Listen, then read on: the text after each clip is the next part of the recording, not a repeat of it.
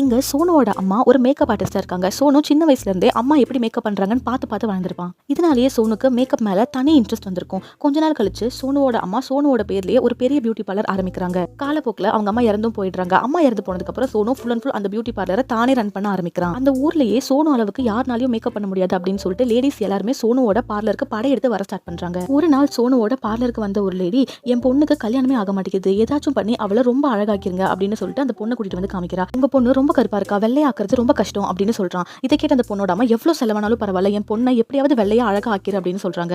சோனு அவனோட கைவரிசையை காமிக்க ஆரம்பிக்கிறான். குண்டா ரவுடி அப்படின்ற ஒரு ஆளு சோனுவோட பார்லருக்கு ஏதாவது ஒரு பொண்ணு கிடைக்கும் அப்படின்னு தேடி வரான். அந்த நேரத்துல ஒரு பொண்ணோட அழகுல மயங்கி அப்படியே நிக்கிறான். கருப்பா இருந்த பொண்ணை எக்கச்சக்கமான மேக்கப் போட்டு அழகாக்கி வச்சிருப்பான் சோனு. அந்த பொண்ணோட அழகை பார்த்து தான் ரவுடி மயங்கி போய் நிக்கிறான். கல்யாணம் பண்ணா இந்த பொண்ணை தான் கல்யாணம் பண்ணும் அப்படின்னு முடிவெடுத்துறான். உடனே அந்த பொண்ணை கல்யாணமும் பண்ணிக்கிறான். அழகான பொண்ணை கல்யாணம் பண்ணிட்டேன் அப்படின்னு சொல்லிட்டு வானத்துக்கும் பூமிக்குமா குதிச்சிட்டு இருக்கான். எங்க உண்மை தெரிய வந்தா வீட்டுல இருந்து துரத்திடுவாங்களோ அப்படின்னு சொல்லிட்டு அந்த பொண்ணு ரொம்பவே பயப்படுறா.